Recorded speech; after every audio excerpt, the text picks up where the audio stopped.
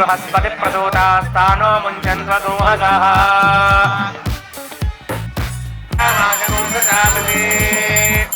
नीराजनान्ते शुद्धाचमनीयं समर्पयामि।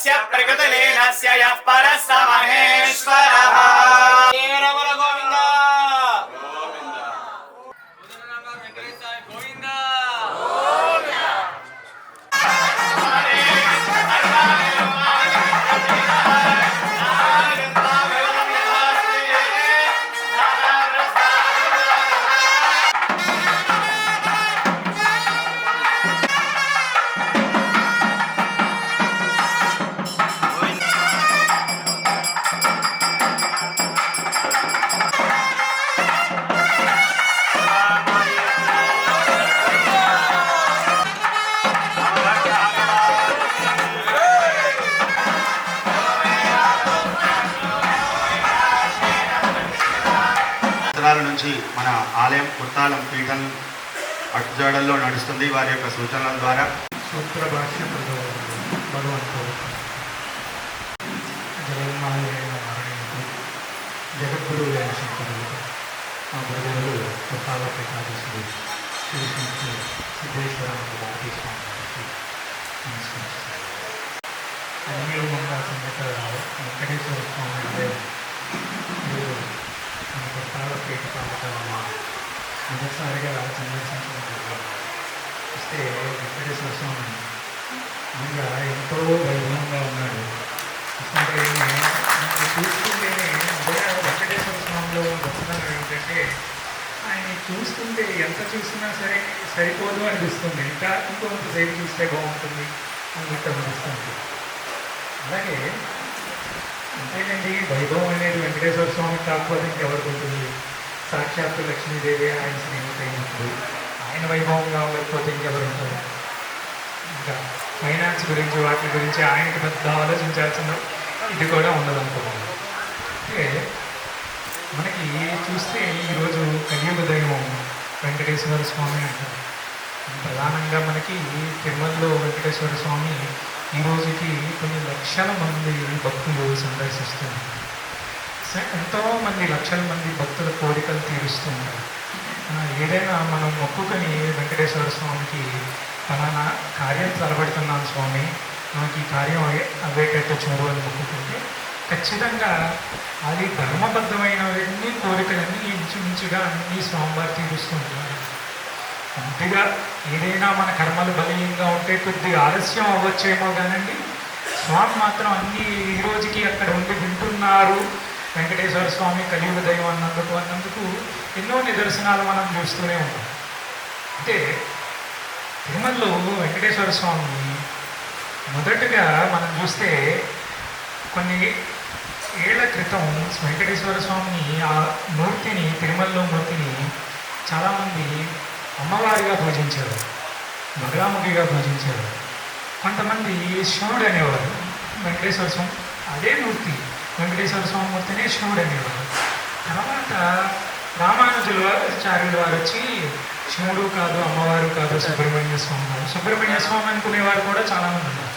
ఆ రోజుల్లో రాజుల కాలంలో ఏమిటంటే మూర్తి ఏ మూర్తి అనేది ఎవరికి తెలిసేది కాదు. ఏ శైవులు అందరూ అది శివుడు అనేవారు, సుబ్రహ్మణ్య కుమారులు అందరూ అది సుబ్రహ్మణ్య స్వామి అనేవారు, శాక్తేయులు అందరూ అది అమ్మవారండి ఆ మూర్తి అనేవారు. అయితే ఆ సమయంలో రామానుజాచార్యులు వారు వచ్చారు. రామానుజాచార్యులు వచ్చి ఈ మూర్తి వెంకటేశ్వర స్వామిది అని చెప్పి ప్రతిపాదించారు. వాళ్ళు వాదనలో ఎంతోమంది శైవులతోటి వాళ్ళతోటి వాదించి దానికి నిరూపించారు ఇది వెంకటేశ్వర స్వామి. అంటే ఆ రోజుల్లో ఉన్న రాజుల దగ్గరికి వీళ్ళందరూ వెళ్ళి గొడవ చేశారు. అదేమిటండి మేము ఇన్ని సంవత్సరాలుగా అమ్మవారు అనుకుంటున్నాము, శివుడే నర్చిస్తున్నాము. ఇప్పుడు రామానుజాచార్యుల వారు సరే మనకి వాదనలో ఓడించారు కానీ దానికి మాకు ప్రత్యక్షంగా నిరూపించాలి అని అన్నారు. అంటే రామానుజాచార్యుల వారి దగ్గరికి అదే సందేశం తీసుకువెళ్ళారు, మాకు మీరు ప్రత్యక్షంగా నిరూపించండి ఆయన వెంకటేశ్వర స్వామి. రామానుజాచార్యుల వారు అన్నారు దానికే ఉంది, తప్పనిసరిగా నిరూపిస్తారు. అయితే అన్నారు రామానుజాచార్యుల వారు, ఎవరైతే అమ్మవారు అనుకుంటున్నారో అమ్మవారి యొక్క ఆయుధాలను తీసుకొచ్చి రాత్రికి అక్కడ పెట్టండి. అలాగే శైవుడు అనుకునేవాళ్ళు, శివుడు అనుకునేవాడు త్రిశూలం అది తీసుకొచ్చి పెట్టండి. శంకుచక్రాలు తీసుకొచ్చి, వైష్ణవులు వెంకటేశ్వర స్వామి అనుకుంటున్నారు కాబట్టి శంకుచక్రాలు తీసుకొచ్చి, అందరూ ఎవ్వరూ ఉండకూడదు గుడిలో, అందరం బయటికి వెళ్ళిపోతాం, రాత్రికి గుడి తాళాలు వేసేస్తాం. వేసిన తర్వాత పొద్దున్న చూద్దాం ఏ మూర్తి ఏ భగవంతుడైతే వారి ఆయుధాలు వారు తీసుకుని ఉన్నారు అని రామానుజాచార్యులు. అయితే అందరూ అదే నియమం ప్రకారం అన్ని ఆయుధాలు అవి పెట్టి వచ్చారు. శంకుచక్రాలు, త్రిశూలము ఇవన్నీ పెట్టించారు. పెట్టొచ్చిన తర్వాత తలుపులు మూసేశారు. మళ్ళీ తెల్లవారుజామున అందరూ మళ్ళీ వచ్చి ఏ దేవతో తెలుసుకుందాం మనం అన్న రామానుజాచార్యుల వారు నిరూపిస్తానన్నారు కదా అని అందరూ కుతూహలంతో వెళ్ళి చూశారు. చూస్తే స్వామి శంకుచక్రాలు పట్టుకున్నారు. ఇప్పుడు రామానుజాచార్యుల వారు చెప్పింది ఆయన వెంకటేశ్వర స్వామి అని చెప్పి ఆ రోజు నుంచి వెంకటేశ్వర స్వామి వారి లాగే పూజలు అందుకుంటూ రామానుజాచార్యుల వారే నిర్దేశించిన విధానాల ప్రకారం ఈ రోజుకి ఆ పూజలు అవి జరుగుతున్నాయి. అలాగే రామానుజాచార్యుల వారు కూడా వారి జీవితంలో ఎన్నో మహిమలు చూపించారు. అయితే మనకి ఈ రోజు వచ్చిన తర్వాత మనకి ఆ రోజుల్లో కూడా ఈరోజే అనుకుంటున్నాం, మనకి ఆ రోజుల్లో కూడా ఎన్నో విభేదాలు ఉన్నాయి. శివుడు గొప్ప అనేవాళ్ళు ఉన్నారు, వైష్ణవులు విష్ణువే గొప్ప అనేవారు ఉన్నారు, శాక్తేయులు అమ్మవారు గొప్ప అనేవాళ్ళు ఉన్నారు. అలాగా ఎవరికి వారు గాణపత్యం ఉండేవారు. గణపతి అందరికన్నా ప్రధానమైన దేవుడు. ఎవరికి ఏ సాంప్రదాయానికి సంబంధించిన వాళ్ళు మా దేవతే మాకు గొప్ప అనుకున్నారు. అందులో ఎటువంటి తప్పు లేదు. అంతే కదా, మనం ఆరాధించే పూజ్యులు దేవత ఎవరైతే ఉన్నారో మనకి వాళ్ళే గొప్పగా ఉండాలి. అలా అనుకోకపోతే తప్పు ఉన్నది. అంతే కదా, మనకి ఇష్టదేవత ఎవరైనా ఉంటారో మన ఇష్టదేవత మనకి ఎప్పుడూ గొప్పగానే అనిపిస్తారు. వేరే వాళ్ళు ఒకవేళ గొప్పగా అనిపించకపోతే మీ భక్తిలో లోపం ఉన్నట్టు. అంతే. అయితే శంకరాచార్యుల వారు వచ్చిన తర్వాత శంకరాచార్యుల వారు ఇవన్నీ చూసి అనుకున్నారు, మన అన్నిటిలోనూ దేవత ఎవరైనా సరే రూపాలన్నీ మారుతూ ఉంటాయి కానీ చైతన్యం అనేది ఒక్కటి అనేది శంకరాచార్యుల వారి అపారమైన నమ్మకం. అదే ఆయన చెప్పారు. అందుకనే ఆయన పంచాయతన పూజను మొదలుపెట్టించారు. అందులో శివుడు ఉంటారు, అమ్మవారు ఉంటారు, గణపతి ఉంటాడు, సూర్యుడు ఉంటాడు, సౌరులు కూడా ఉన్నారు. సూర్యుడే అందరికన్నా ప్రధానమైన దైవం అనేవాళ్ళు ఉన్నారు. అయితే అలాగే మనకి సాలగ్రామం రూపంలో కృష్ణమూర్తి కూడా ఉంటారు. ఇప్పుడు ఆయన శంకరాచార్యుల వారు ఏమన్నారంటే, మీరు ఈ దేవత గొప్ప ఆ దేవత గొప్ప అని మనకి తగాదాలు అవుతుంది. మీరు మీరు ఏ దేవతనైతే అర్చిస్తున్నారో ప్రధానంగా ఆ దేవతని మధ్యలో పెట్టుకోండి, మిగిలిన దేవతల్ని నలుమూలన పెట్టి మీరు ఇప్పుడు అమ్మవారు అనుకోండి శక్తి పంచాయతం, శివ పంచాయతం, వైష్ణవ పంచాయతం, అలాగా ఏ దేవతనైతే మీరు ప్రధానంగా అర్చిస్తున్నారో ఆ దేవతని మధ్యలో పెట్టుకోండి, తర్వాత మీకు మిగిలిన దేవతలన్నీ పెట్టుకోండి అని చెప్పి శంకరాచార్యుల వారు అది ప్రతిపాదించి తర్వాత నుంచి వారి పీఠాల్లో అన్నింటిలోనూ అందరికీ పంచాయతన పూజ చేయడం అనేది మొదలుపెట్టారు. అలాగే మనం చూస్తే శంకరుల వారు మనం అంటూ ఉంటాం, శంకర భగవత్పాదులు శివాంశతో పుట్టినవారు అని. సాక్షాత్తు శంకరుల వారే శంకరాచార్యుల కింద వచ్చారు, శంకర భగవత్పాదుల కింద వచ్చారు. కానీ మీరు చూస్తే శంకరాచార్యుల వారి రచనలోనూ వాటిలోనూ అత్యధికంగా ఆయన విష్ణుస్తుతి చేశారు. మనం అనుకుంటాం అందరూ శంకరాచార్యులు అంటే శైవులండి అని అనుకుంటాం, కానీ ఆయన భజగోవిందని రాశారు, విష్ణు సహస్రనామాలకి ఆయన ఇది రాశారు, భాష్యం రాశారు. అలాగే ఎంతో భగవద్గీతకి భాష్యం రాశారు. అలాగే ప్రతి దేవాలయంలోనూ ప్రతి వీటిలోనూ వెళ్తున్నప్పుడు కూడా ఆయన విష్ణుస్థుతి ఎక్కువగా చేస్తూ ఉండేవారు. ఇందులో చాలా చోట్ల కూడా ఆయన పరబ్రహ్మ స్వరూపం దైవం అన్నప్పుడు పరబ్రహ్మాన్ని విష్ణువు కిందే ఎక్కువగా మాట్లాడుతూ ఉండేవారు. మనం అనుకుంటాము శంకరాచార్యుల వారు, శంకర సాంప్రదాయం వారందరూ శైవులండి, శివుని తప్పించే శంకరాచార్యుల వారే విష్ణువుని ఇంత స్థుతిస్తే మనం ఇంకా అందులో భేదాలు మనం ఎందుకు ఎంచుకోవాలి? రెండు, ఇక రామానుజాచార్యుల వారు వస్తే రామానుజాచార్యుల వారు వచ్చిన ఆయన అవతారం తీసుకున్న ఉద్దేశం వేరు. ఆ రోజుల్లో వైష్ణవ ధర్మాన్ని ఉద్ధరించవలసిన బాధ్యత ఆయన భుజాల మీద ఉంది. అందుకనే ఆయన వైష్ణవాచార్యుల కింద వచ్చి ఈ రోజుకి మనకి గుప్తంగా ఉండే నారాయణ మంత్రం ఏదైతే ఉన్నదో ప్రపంచానికి అంతటికీ తెలియజేసిన మహానుభావుడు ఆయన. ఈ రోజున మనం దేవాలయాల్లో, వైష్ణవ దేవాలయాల్లో ఈ పద్ధతులు అవన్నీ పాటిస్తున్నామంటే దాన్ని పునరుద్ధరించి అంతటి గొప్ప స్థానాన్ని తీసుకువెళ్ళిన మహానుభావులు రామానుజాచార్యుల వారు. ఆ పరంపరలోనే మనకి ఎంతోమంది మహానుభావులు వస్తూ ఉన్నారు. మనకి చూస్తే వేదాంత దేశికుల గురించి వైష్ణవాచార్యులు ఆళ్వార్లు అంటారు. మీకు అందరూ మనకు తెలిసిన ఎంతోమంది వైష్ణవాచార్యులు ఆళ్వార్లు అంటారు. అందులో వేదాంత దేశికుల వారు కూడా చాలా గొప్ప మహానుభావులు. ఆయన ఎన్నో స్తోత్రాలు అవి రాశారు. ఆయన గురించి చెప్తూ మనకి శృంగేరి శంకర మఠాన్ని అధిష్ఠించిన విద్యారణ్యుల వారు ఉన్నారు. విద్యారణ్యుల వారు తర్వాత ఆయన హిందూ సామ్రాజ్యాన్ని స్థాపించాడు. బుక్కరాయల చేత, హరిహర రాయల చేత హిందూ సామ్రాజ్యాన్ని స్థాపించేశారు. అయితే ఆయన హంపి నగరంలోకి వెళ్ళిన తర్వాత బుక్కరాయలు వాళ్ళతోటి హిందూ సామ్రాజ్యం స్థాపింపబడింది. ఇప్పుడు మనకి ఆస్థానంలో ఎవరు ఉండాలి పండితుడి కింద అన్నప్పుడు ఆయన ఎవరిని ప్రతిపాదించారంటే వేదాంత దేశికుల వారిని ప్రతిపాదించారు. వేదాంత దేశికుల వారిని మీరు వచ్చి మా ఆస్థానానికి పురోహితుల కింద ఉండండి అని చెప్పి పండితుల కింద ఉన్నారు అన్నారు. ఈ వేదాంత దేశికుల వారు మహావైరాగ్యం.